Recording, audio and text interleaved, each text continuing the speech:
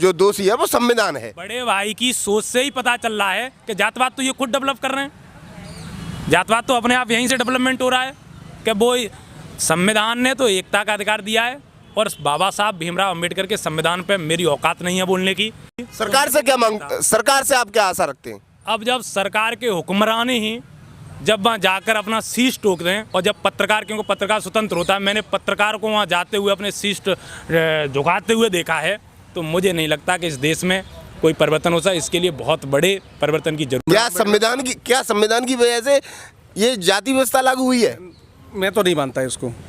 संविधान की वजह से आज हमें हर चीज़ का राइट जो मिल रहा है वो संविधान की ही देन है। आज यहाँ खड़े होकर आप खुल के आप मुझसे जो सवाल कर रहे हैं, मैं उसका खुल के जो आंसर दे रहा हूँ वो संविधान की ही देन है। संविधान पूर्णतः का अधिकार है, ये लोकतंत्र ने दिया है। किसी भी विषय पर वो अपनी राय रख सकते हैं और भगवान राम पर किसी ने आपत्ति नहीं दर्ज की है और ना ही भगवान राम तुलसीदास थे। भगवान राम आदिकाल से चले आ रहे थे। तुलसीदास जी 500 वर्ष पहले आए थे, उन्होंने ये ग्रंथ लिखा है। अगर इस पर आपत्ति किसी समाज को है, जो समाज अपने आप को 85% होने का दावा करता है, तो इसमें बुराई क्या?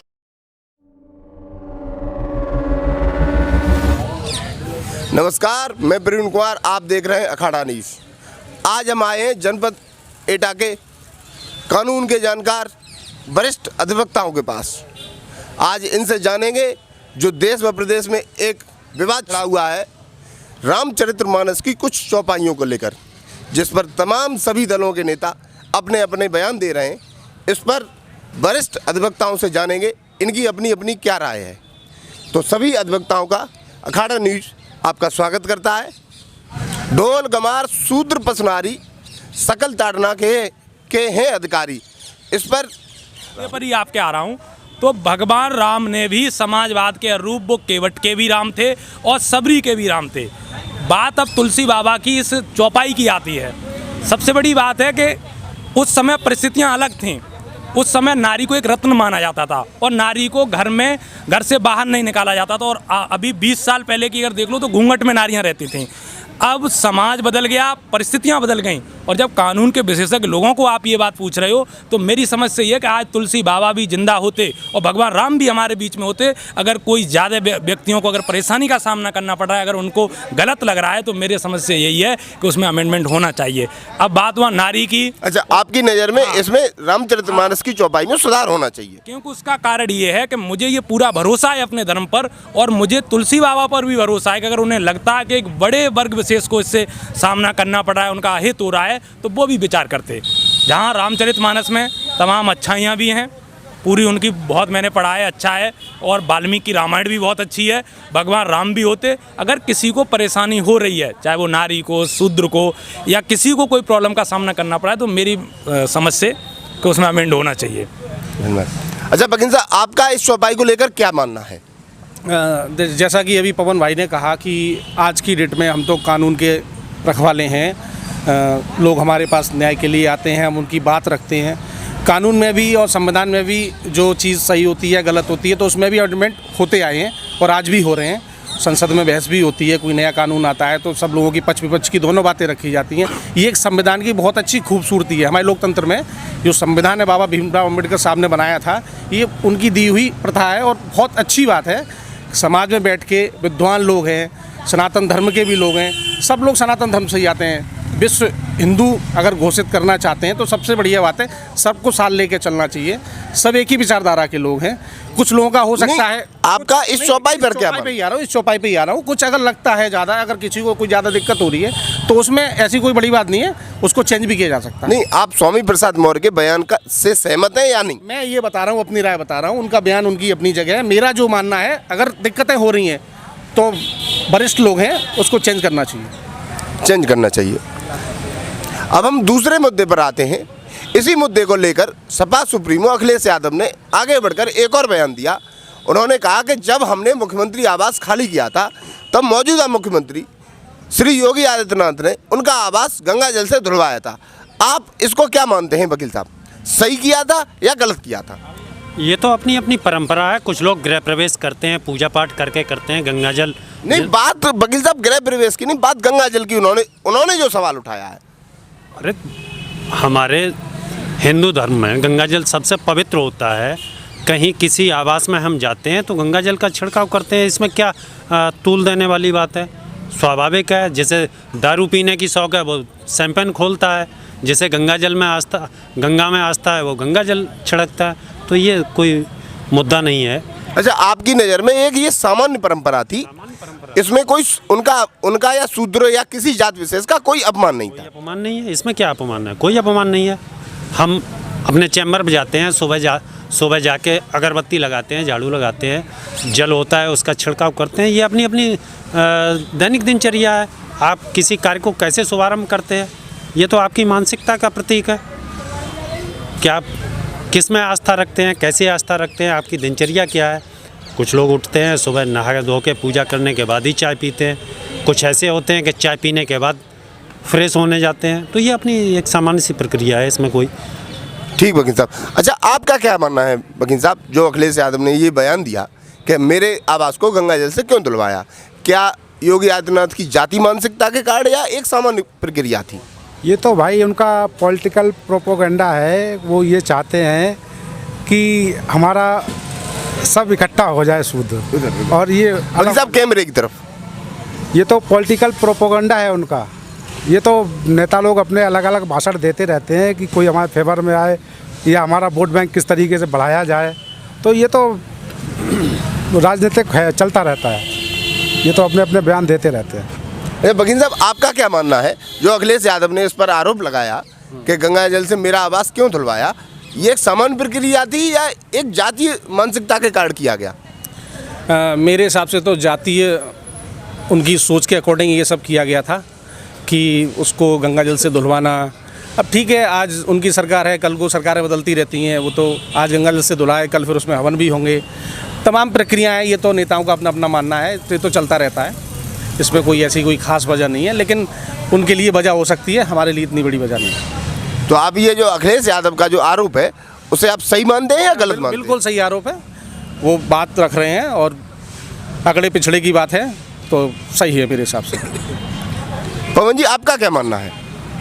ये एक अभी हमारे भाई साहब ने, बड़े भाई साहब ने कहा कि जब गृह प्रवेश करते हैं तो उसमें गंगा जल से, और सही बात है हवन होना चाहिए क्योंकि हम हिंदू धर्म से हैं, हम भी हिंदू हैं।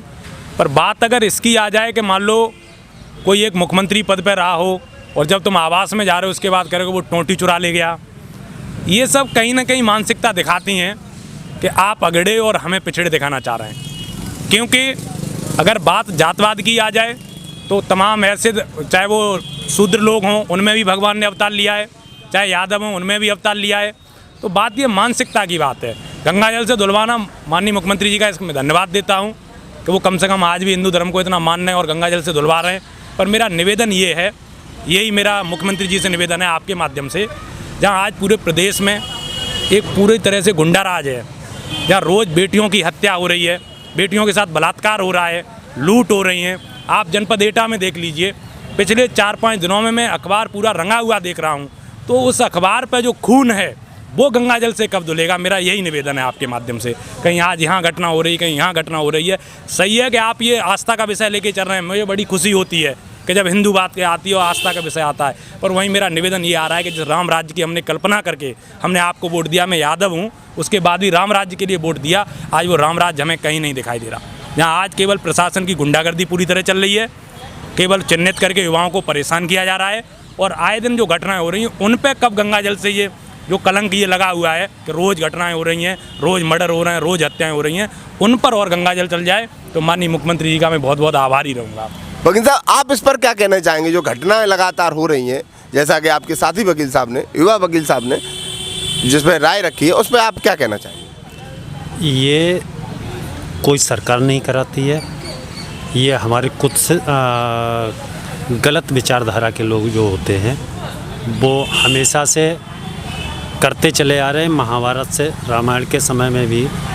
और रही बात ये कि नहीं, रामायण के समय में कोई सरकार नहीं कराती, ये आपकी सही बात है, लेकिन जैसा कि पिछली सरकारों का ट्रैक रिकॉर्ड रहा या पिछली सरकारों के समय में जो घटनाएं होती थी उस पर हम और आप या सभी जितने भी समाज के बुद्धजन हैं वो सभी ये कहते थे कि सरकार की जिम्मेदारी है इन्हें रोकना। कराती सरकार नहीं है, लेकिन रोकने की जिम्मेदारी सरकार की है। बिल्कुल सही बात है। पहली सरकारों में कोई कार्रवाई नहीं होती थी, केवल खाना पूर्ति करने के बाद मुलजिम बाकायदा घूमते थे। अब आप देख रहे हो योगी की सरकार में हर रोज़ जो अपराधी हैं, अपराध करने के बाद या तो 24 घंटे में खुद तख्ती लटका के थाने पहुंच रहे हैं, या फिर योगी की फोर्स जो है उन्हें मुठभेड़ में। अच्छा वकील साहब, मैं आपसे ये जानना चाहता हूँ कि अभी एक नया विवाद और छिड़ गया है। समाजवादी पार्टी लखनऊ के मुख्यालय के बाहर एक होर्डिंग लगा हुआ है जिस पर लिखा है गर्व से कहो हम शूद्र हैं। इस पर आपका क्या कहना है? तो इसमें क्या बुरा है? लिखा है, अच्छी बात है, लिखा है। शूद्र हैं तो लिखा है, शूद्र कहने में कोई बुराई नहीं है ना। नहीं, शूद्र कहने में बुराई नहीं है, लेकिन तो अच्छी बात है, मैं समर्थन कर रहा हूँ। लिखा है तो उसका समर्थन कर रहा हूँ। लेकिन बीजेपी का जो अभी तक मानना था या अन्य दलों का जो मानना था, बीजेपी से जुड़े संगठनों का मानना था, वो अभी तक कहते थे कि गर्व से कहो हम हिंदू हैं। क्या इसकी काट है? इसकी काट क्या है? पहले हो रहा था हिंदू मुस्लिम, हिंदू मुस्लिम, हिंदू मुस्लिम, अब हिंदू हिंदू में लड़ाया जा रहा है। क्या है ये सब? आप अगर जनता की राय लेने भी जाएंगे तो जनता को आज चाहिए खाने के लिए रोटी, पहनने के लिए कपड़ा और रहने के लिए मकान। ये इंडिया के लोगों की सोच है। पहले तो उनको ये दिलाइए, उसके बाद ये सब पूछिए। वकील साहब, आपका क्या इस चीज़ पे, इस विषय पे मानना है? जो पोस्टर लगा हुआ है कि गर्व से कहो हम शूद्र हैं, क्या उन्होंने सही लिखा है कि गलत लिखा है? बिल्कुल गलत लिखा है। ये केवल 100% राजनीति है, वोट बैंक इधर उधर करने की। हम हिंदू हैं और हिंदू में न कोई ब्राह्मण है न कोई क्षत्रिय है। ये ब्राह्मण, क्षत्रिय, यादव ये सब किसने बनाए? ये जब से संविधान बना है तब से ब्राह्मण का बेटा ब्राह्मण है। क्या वाल्मीकि ब्राह्मण थे? अच्छा वकील साहब, आप ये कहना चाह रहे हैं कि जो पहले जो परंपरा चलती थी उसने ये जो बड़ व्यवस्था है वो नहीं बनाई, वो संविधान ने बनाई है।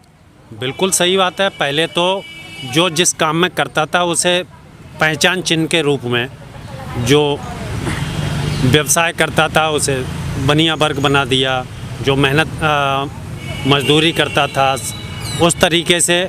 लेकिन ये संविधान जब से आया है, संविधान ने सबको बांट दिया। ब्राह्मण का बेटा ब्राह्मण है। क्या वाल्मीकि ब्राह्मण नहीं है?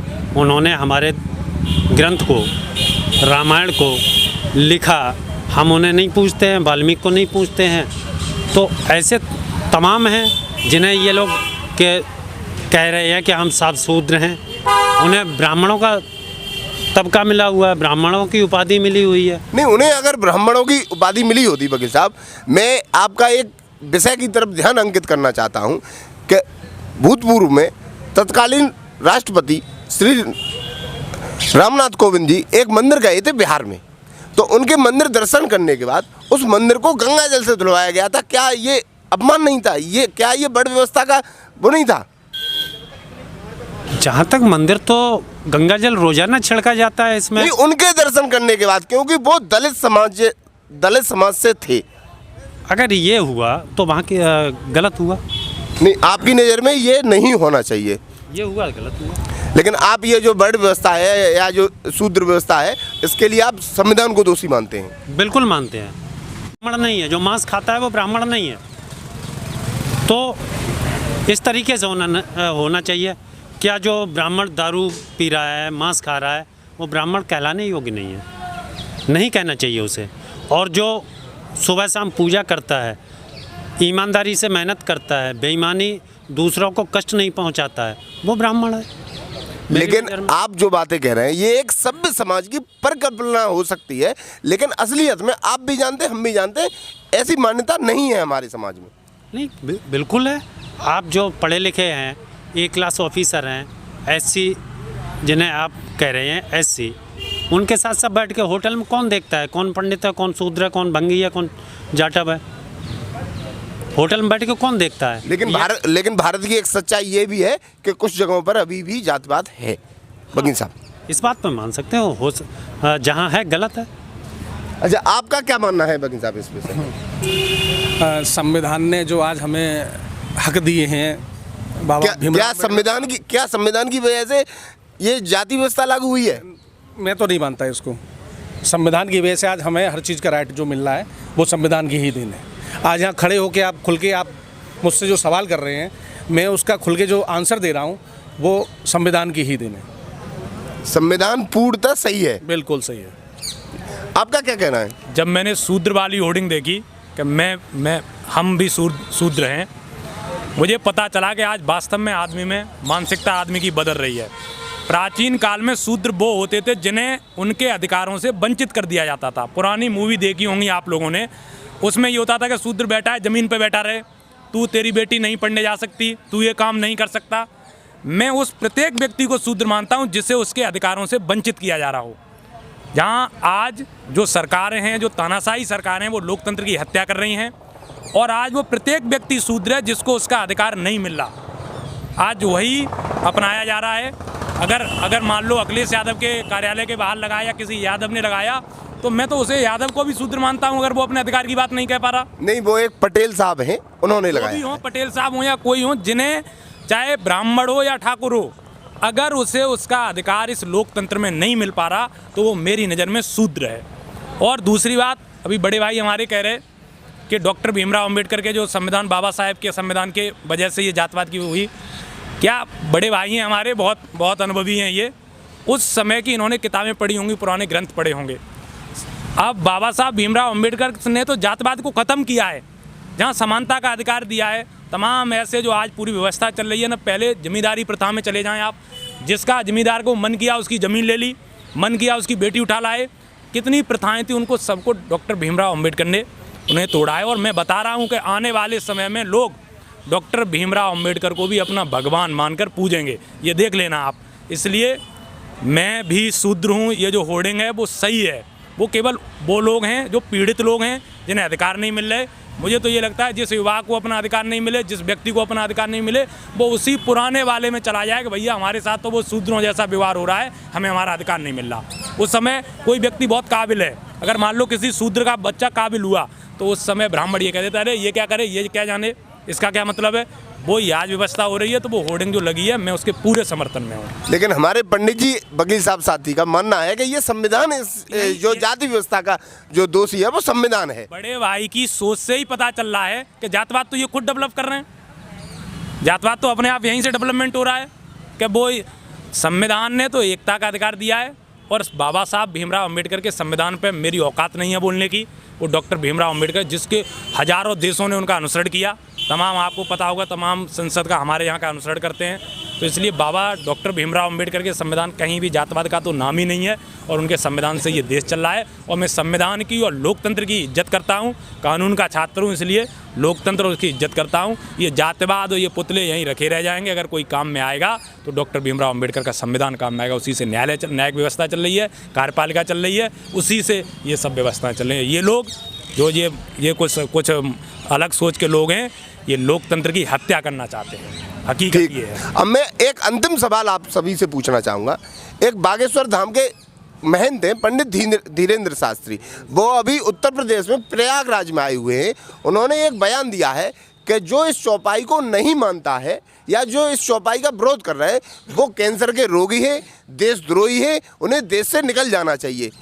क्या ये इस बयान का आप समर्थन करते हैं? बिल्कुल समर्थन करते हैं, 100%। अच्छा, जो इस विवाद को लगता है वो सब देशद्रोही है आपकी नज़र में?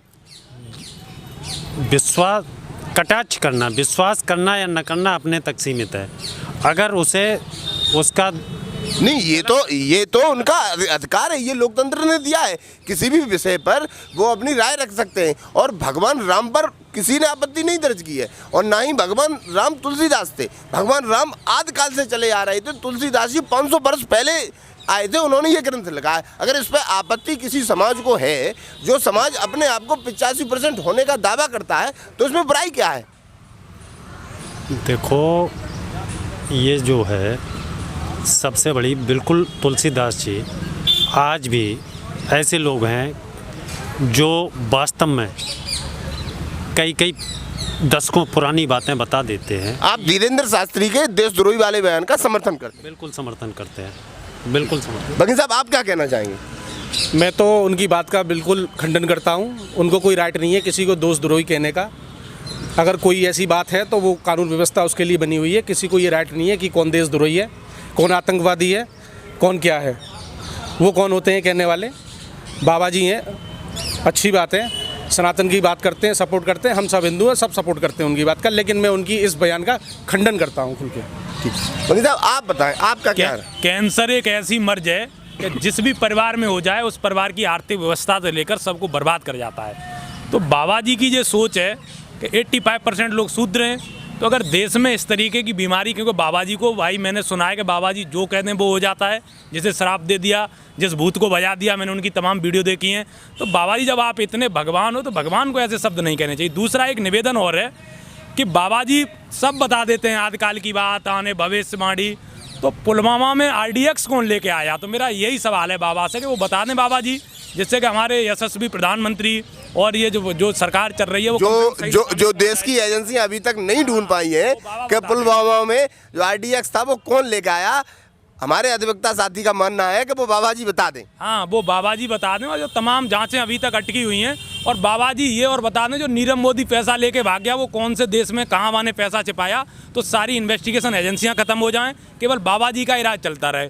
और मैं बाबा जी का ये कैंसर वाले और देशद्रोही, वो कौन होते हैं देशद्रोही बताने वाले? एक जो 10वीं केवल पढ़ा हुआ तंत्र मंत्र विद्या की बातों से लेकर और एक पूरे संविधान पर उंगली उठा रहा है, मैं ऐसे ढोंगियों की कोई बात नहीं मानता और न मैं ऐसे ढोंग में पढ़ता। और मैं उन्हें चैलेंज देता हूं कि अगर उन पर कोई शक्ति हो तो मेरी सबसे पहले हत्या करा दें और मेरे ऊपर भूत छोड़ दें पूरे इलाके। देखें, मैं केवल भगवान राम को मानता हूं, अपने धर्म को मानता हूं, भगवान विष्णु को मानता हूं, शिव को मानता हूं। क्या आप मानते हैं को नहीं मानता। क्या आप मानते हैं कि धीरेन्द्र शास्त्री पर इस बयान पर कार्रवाई होनी चाहिए? अब कार्रवाई मेरे हाथ में होती, सरकार से क्या मांग, सरकार से आप क्या आशा रखते हैं? अब जब सरकार के हुक्मरान ही जब वहाँ जाकर अपना शीश ठोक दें, और जब पत्रकार, क्योंकि पत्रकार स्वतंत्र होता है, मैंने पत्रकार को वहाँ जाते हुए अपने शीश झुकाते हुए देखा है, तो मुझे नहीं लगता कि इस देश में कोई परिवर्तन हो सकता। इसके लिए बहुत बड़े परिवर्तन की ज़रूरत है। मेरा निवेदन है कि युवा और ऐसे जो ढोंगियों से दूर रहते हैं वो लोग एकत्रित होकर और एक बड़े आंदोलन को जब मुहिम दें तभी हो सकता है, क्योंकि ये सब एक चुंगल में फंसाना चाहते हैं। और मैं धीरेन्द्र शास्त्री के इस बयान के लिए पहले मैं सोचता था कि चलो धर्म की बात कर रहा है, मैं भी भावुक हो जाता था उसकी बातों पर। जब कैंसर जैसे शब्द और ये वो ड्रामाबाजी करके मैं समझ लगा कि ये ढोंगी है, ये शब्द से उससे समझ के पूरी तरह से। और देशद्रोह का उसमें अब जब बाबा जी की बात आई है, हम एजुकेशन के तमाम कॉलेज, IIT कॉलेज, UPSC के एग्ज़ाम, तो ये सारी पढ़ाइयाँ व्यवस्थाएं सब बंद हो जाएंगी। किसी का अगर किसी को कैंसर हो गया तो बाबा जी उसको दवाई दे देंगे, मंत्र बता देंगे, उसका कैंसर ख़त्म हो जाएगा। ये डॉक्टर बन रहे हैं, IAS बन रहे हैं, गुंडे सब ऐसे ही पकड़ जाया करेंगे, मंत्र दे दिया जाएगा, SSP एक मंत्र मारेंगे, फलाने थाने को डायरेक्शन देंगे कि वहाँ गुंडा छुपा हुआ है, उसको पकड़ लाओ। तो वकील साहब, आप देखो, संविधान है, संविधान को संविधान के दायरे में रह के सभी लोगों को उसका पालन करना चाहिए, कानून के हिसाब से चलना चाहिए। व्यवस्था है न्यायपालिका, कार्यपालिका और आपकी न्यायपालिका, कार्यपालिका और आपकी है संसद व्यवस्था। इसको बनाए रखना चाहिए, इन पर उंगली नहीं उठानी चाहिए। और मेरा तो कोई राइट नहीं है इन व्यवस्था पर उंगली उठाने का, लेकिन सबको इन संविधान को मानते हुए आगे चलना चाहिए। क्या आप महंत धीरेन्द्र शास्त्री पर कार्रवाई की मांग करते हैं, सरकार से आशा रखते हैं? अब कार्रवाई के लिए हमारे बड़े भाई ने कह दिया, कार्रवाई करने वाले कौन हैं? वही लोग हैं और वही उनके यहाँ शीश झुका रहे हैं, तो कार्रवाई कैसे संभव हो सकती है? तो मेरा तो निवेदन है कार्रवाई होनी चाहिए। धन्यवाद। ये थे एटा कचहरी के कुछ वरिष्ठ अधिवक्ता, कुछ युवा साथी। इनकी अपनी अपनी राय हो सकती है। आप इस राय पर क्या कहना चाहते हैं कमेंट में ज़रूर बताएं और देखते रहिए अखाड़ा न्यूज़। धन्यवाद।